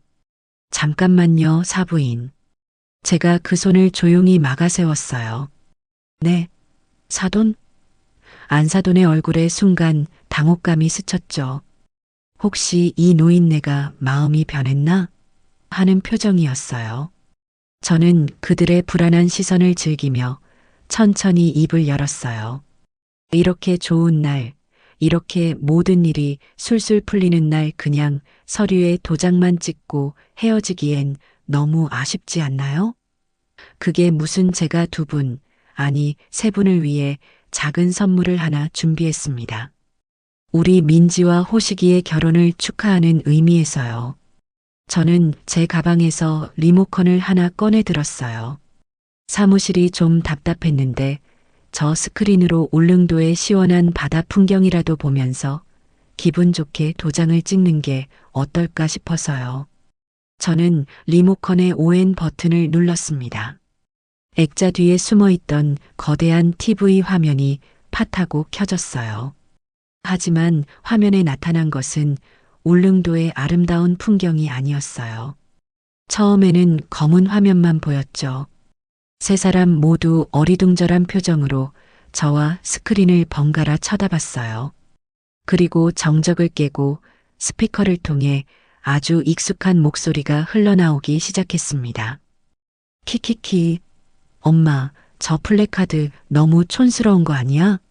우주 최강이 뭐야? 민지의 목소리였어요. 그 순간 민지의 얼굴이 하얗게 굳어버렸죠. 이게 뭐? 시끄러. 정성이 중요한 거지. 그나저나 그 최 실장이라는 놈이 들고 온 가방 그거 진짜 1억 맞겠지? 안사돈의 목소리가 이어졌어요. 사사돈. 이게 지금 무슨... 안사돈이 자리에서 벌떡 일어났지만 저는 그저 조용히 어깨를 으쓱해 보였어요. 녹음 파일은 멈추지 않았습니다. 아, 진짜. 저 노인네 쓸데없이 꼼꼼해서는 현금은 무슨 현금이야. 그냥 계좌로 싸주면 될 것이지. 여기까지 사람을 오라가라 하고. 아, 조용히 못해? 그 노인네가 계약서까지 썼으니 우린 더 확실해진 거야. 이제 저 돈 받고 결혼식 올리고 아파트 명의만 딱 넘어오면 게임 끝이야. 바깥사돈의 얼굴이 흑빛으로 변해갔어요. 여보, 근데 그 계약서에 있던 10배 위약금 그거 좀 마음에 걸리는데, 아, 이 양반이 진짜 답답해 죽겠네. 우리가 사기친 게 걸리기라도 한데? 그냥 울릉도 전통이라고 했는데. 그게 사기야? 그 노인네가 우리한테 사기당했다는 걸 증명할 수 있을 것 같아? 절대 못해. 모든 것이 울릉도 리조트에서 그들이 나눴던 모든 대화가 한마디 한마디 선명하게 변호사 사무실을 가득 채웠습니다. 변호사 사무실 안의 공기는 얼음장처럼 차갑게 얼어붙었어요. 스피커에서는 여전히 그들의 탐욕스러운 대화가 흘러나오고 있었죠. 맞아, 아빠. 걱정 좀 마. 그리고 나 솔직히 호식이 오빠 너무 지겨워. 걔는 무슨 재미가 하나도 없어. 맨날 엄마, 엄마. 지긋지긋해. 그냥 저 노인네 건물만 보고 참는 거지. 민지는 이제 새하얗던 얼굴이 새빨갛게 달아올라 온몸을 사시나무 떨듯 떨고 있었어요. 아, 의미 없는 소리만 내뱉고 있었죠. 그래, 우리 딸. 조금만 참아. 그 강남 아파트 명의만 받아오면 바로 이혼 사유 만들면 돼. 성격 차이라고 하면 그만이지. 위자료 한 푼 안 주고 쫓아낼 수 있어. 그럼 그 아파트는 고스란히 우리 민지 거지. 키키. 엄마, 최고. 아, 신난다. 얼른 내일이 왔으면 좋겠다. 쨍하는 그들의 건배 소리와 함께 녹음 파일은 끝이 났습니다. 사무실 안에는 지독한 침묵이 흘렀어요. 사사돈. 안사돈이 가장 먼저 침묵을 깼어요. 목소리가 염소처럼 떨리고 있었죠. 이게 다 뭐예요? 이게 조작이죠? 그렇죠? 사돈이 우리 시험하려고 일부러 이런 거 만드신 거죠? 저는 리모컨을 조용히 테이블 위에 내려놓았어요. 조작이요, 사부인? 저는 웃음도 나오지 않았어요. 그렇게 믿고 싶으시겠죠. 하지만 저건 사부인과 민지가 그토록 바라던 명예의 실체입니다. 사부인 댁에 민낯이죠. 아니야. 이건 거짓말이야. 당신들이 우리 함정에 빠뜨린 거야. 민지가 갑자기 날카롭게 소리를 질렀어요. 어머님, 어떻게 저희한테 이러실 수 있어요? 저희를 처음부터 의심하고 사람 붙여서 도청까지 하신 거예요? 이거 불법 아니에요? 네. 적반하장도 유분수죠. 그때 최 변호사가 차갑게 입을 열었습니다. 양민지 양 불법 도청이 아닙니다. 뭐라고요? 제 의뢰인 고영자 여사님의 스위트룸에서 의뢰인의 동의 하에 벽을 투과한 소음을 녹취한 것뿐입니다. 그 소음이 마침 당신들의 목소리였던 것뿐이죠. 법적으로 아무 문제 없습니다. 그런 게 어디 있어. 그리고 저는 제 가방에서 또 하나의 두꺼운 서류철을 꺼냈어요. 박 사장이 가져다 준 바로 그 보고서였죠. 저는 그 보고서를 탁 소리가 나게 테이블 위로 던졌습니다. 사부인 박갓사돈. 이게 두 분이 저한테 말씀하셨던 대단한 울릉도 토박이 집안의 실체입니다. 안사돈과 박갓사돈의 눈이 보고서 표지로 향했어요. 양만철 박갓사돈 일가 제정 및 평판 보고서 한번 읽어보시죠. 저는 보고서의 첫 장을 펼쳐 그들 앞으로 밀어주었어요. 박갓사돈 양만철 총 채무액 12억 3천만 원. 맞습니까? 허? 박갓사돈이 뒤로 낮아빠질 듯이 의자에 몸을 기댔어요. 울릉도 현지 평판 허풍쟁이, 빚쟁이, 신용불량자. 이게 사부인이 말씀하시던 명예라는 것의 정체였군요. 사돈. 아니에요. 그건 오해. 안사돈이 변명하려 했지만 저는 다음 장을 넘겼어요. 그리고 딸은 고향에서 결혼하는 전통이요? 저는 보고서에 첨부된 현지 주민들의 증언 부분을 손가락으로 가리켰어요. 그런 전통은 듣도 보도 못했다. 그 집 딸이 서울 가서 돈 많은 남자 하나 물었다고 동네방네 자랑하더니 그게 사기 치려는 수작이었구먼. 사부인. 이래도 이게 전통입니까? 아니면 12억 빚을 갚기 위한 연극이었습니까? 모든 것이 드러났어요. 그들의 마지막 변명조차 할 수 없도록 모든 증거가 그들의 목을 옥죄고 있었죠. 안사돈은 그 자리에 털썩 주저앉아 버렸어요. 아이고, 망했다. 이제 우린 다 망했다. 민지는 상황 파악이 덜 된 건지 아니면 현실을 부정하고 싶은 건지 저를 향해 악을 쓰기 시작했어요. 그래서 뭐, 어쨌든 우린 결혼할 거잖아. 계약서도 썼잖아. 당신이 다 해준다고 했잖아. 이제 와서 딴 말 하려는 거야? 이 사기꾼. 그때였어요. 지금까지 한마디도 없이 죽은 사람처럼 앉아있던 제 아들 호식이가 천천히 고개를 들었습니다. 호식이의 눈은 더 이상 울고 있지 않았어요. 그 눈은 제가 한 번도 본 적 없는 아주 차갑고 단단한 눈빛이었죠. 호식이가 자리에서 일어나 민지의 앞으로 천천히 걸어갔어요. 오빠. 민지가 그 기세에 눌려 뒷걸음질 쳤어요. 민지 씨, 호식이가 입을 열었어요. 당신이 나한테 그랬죠. 내가 능력이 없다고, 비전이 없다고. 그건 화가 나서 아니요. 당신 말이 맞았어요. 호식이가 민지를 똑바로 쳐다보며 말했어요. 내 비전은 아주 흐릿했어요. 당신이라는 안개에 가려져서 아무것도 제대로 보지 못했으니까. 당신이 나한테 말했던 그 사랑이라는 게 결국 이거였군요. 내 어머니가 가진 건물, 내 어머니가 가진 돈, 그게 당신이 사랑했던 전부였어요. 아니야, 호식이 오빠, 나 오빠 사랑해. 정말이야. 이건 다 엄마가 시켜서 민지가 안사돈에게 책임을 떠넘기려 했어요. 닥쳐. 안사돈이 바닥에 주저앉은 채로 민지에게 소리를 질렀어요. 이게 다 너가 호식이 걔한테 미쳐서 시작된 일이잖아. 어머, 엄마가 나보고 돈 많은 남자 물어오라고 했잖아. 모녀가 서로의 머리채라도 잡을 듯이 싸우기 시작했어요. 됐습니다.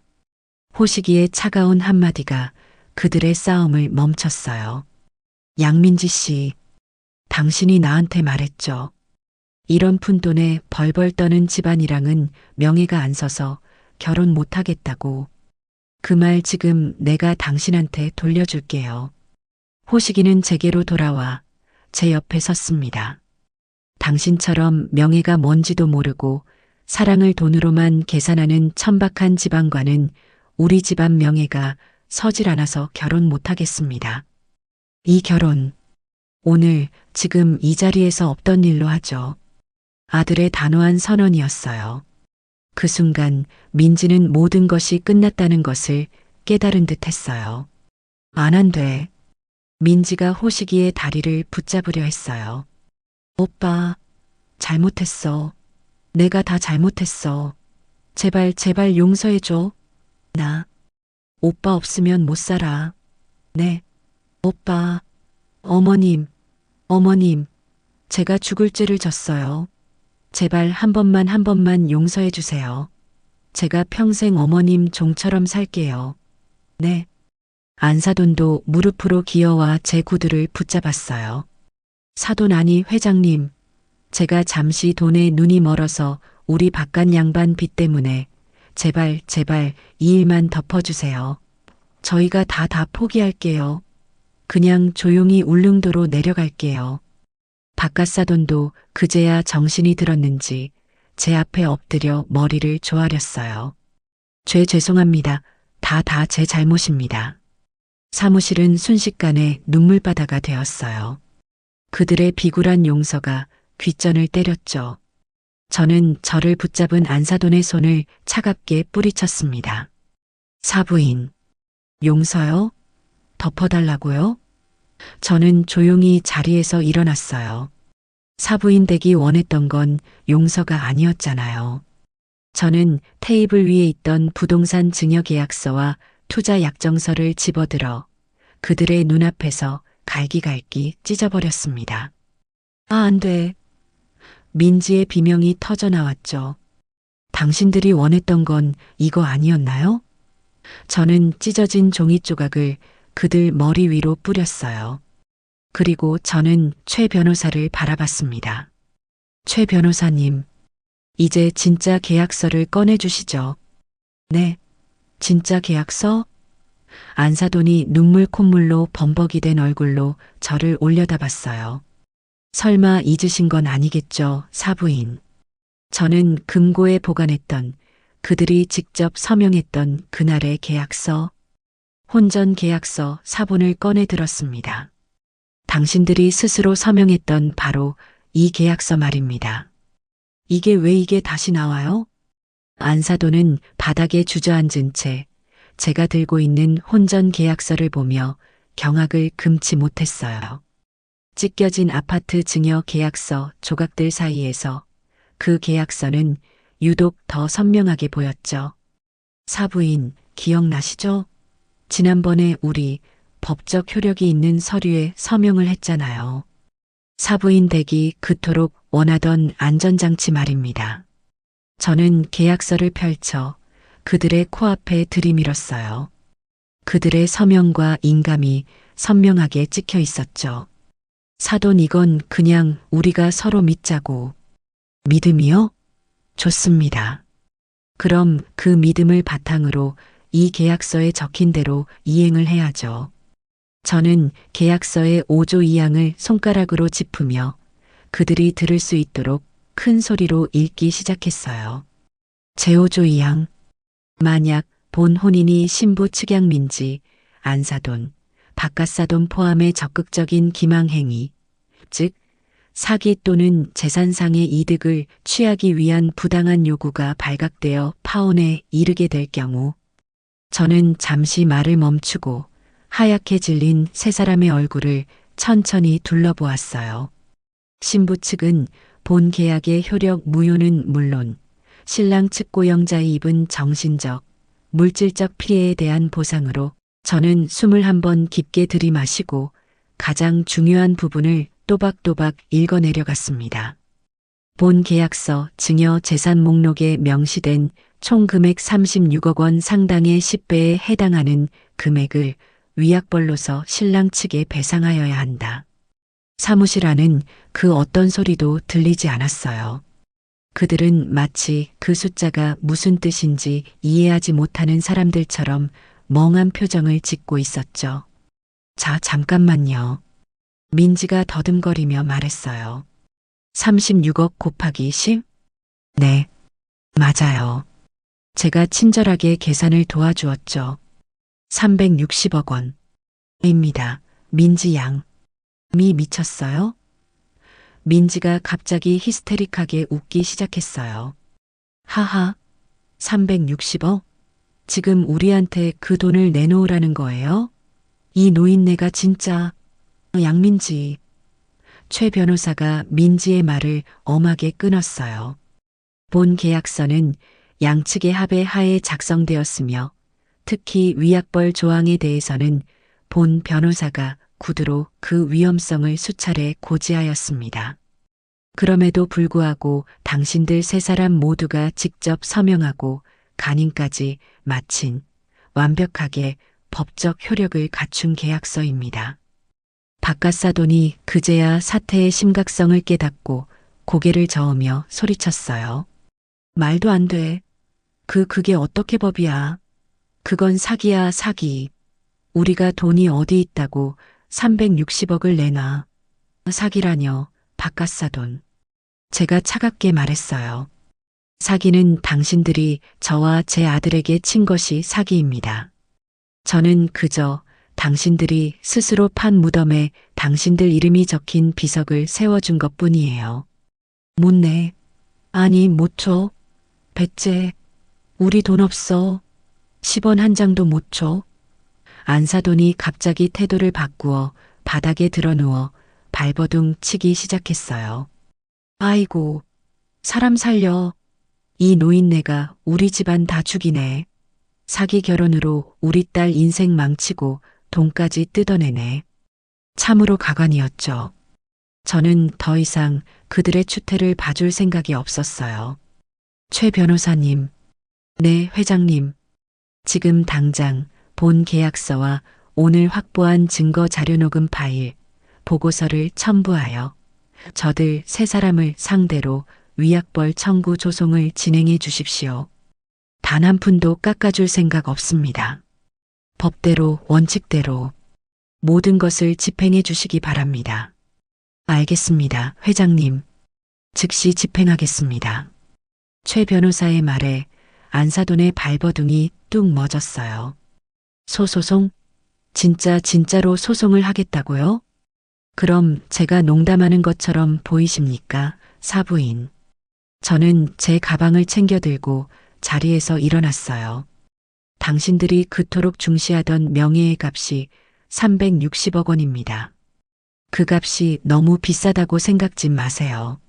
남의 인생과 재산을 통째로 집어삼키려 했던 대가치고는 오히려 저렴한 걸지도 모르니까요.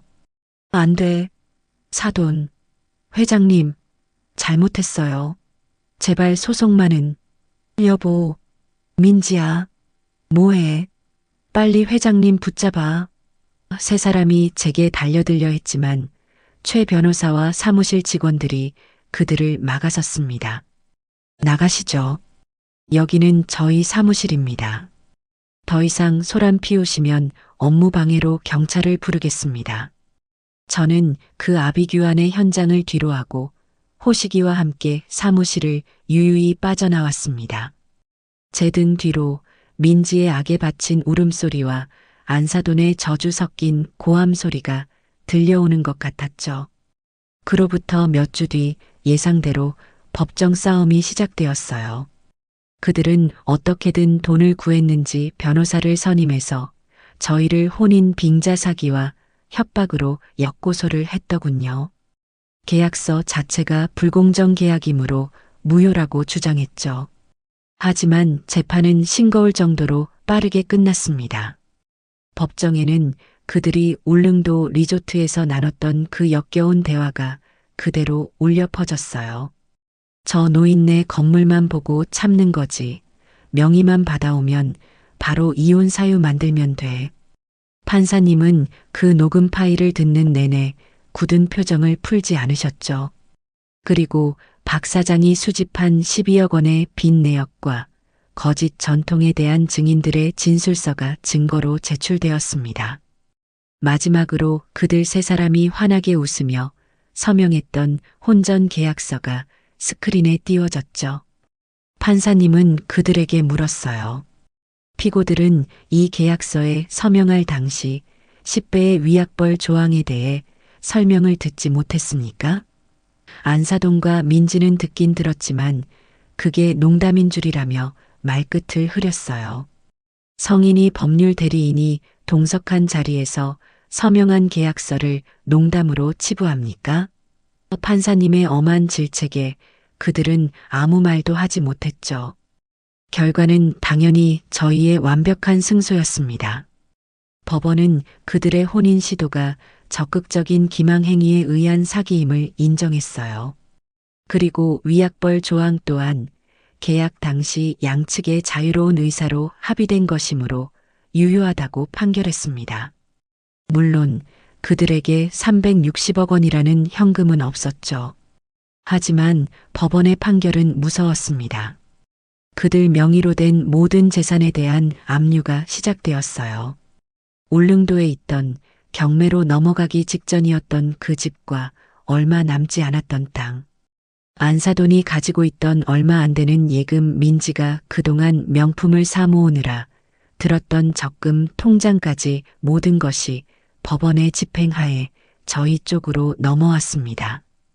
그들이 손에 쥔 것은 전 재산을 털리고도 남은 수백억 원의 빚뿐이었죠. 박 사장에게서 들은 소식에 의하면 그들은 울릉도에서도 쫓겨나다시피 야반도주를 했다고 해요. 빚쟁이들과 법원의 압류를 피해 지금은 어디서 뭘 하는지조차 알 수 없게 되었죠. 그토록 입에 달고 살던 명예는커녕 인간으로서의 존엄조차 지킬 수 없는 나락으로 떨어진 겁니다. 모든 일이 끝나고 저는 호식이와 함께 조용한 한정식 집에서 밥을 먹었어요. 그 요란했던 상견례와는 달리 아주 조용하고 따뜻한 식사였죠. 엄마, 호식이가 제게 수저를 놓아주며 말했어요. 정말 죄송했어요. 그리고 고맙습니다. 됐다. 밥이나 먹자. 아들, 저 이제 정말 알 것 같아요. 엄마가 왜 그렇게 명예라는 말을 싫어하셨는지. 저는 웃으며 아들의 밥그릇 위에 반찬을 올려주었어요. 호식아, 진짜 명예는 말이다 울릉도에 있지도 않고 비싼 결혼식에 있지도 강남 아파트에 있지도 않아. 그건 그냥 매일매일 성실하게 내 밥벌이하고 내 가족 속이지 않고 내 양심에 부끄럽지 않게 사는 거. 거기에 있는 거란다. 제 아들은 그날 밥을 2그릇이나 비웠어요. 아들의 얼굴은 사랑을 잃은 슬픈 얼굴이 아니라 큰 병을 이겨내고 다시 일어선 사람처럼 아주 건강하고 씩씩해 보였습니다. 저와 제 아들은 그렇게 아주 비싼 전통의 대가를 치르고 진짜 평화를 되찾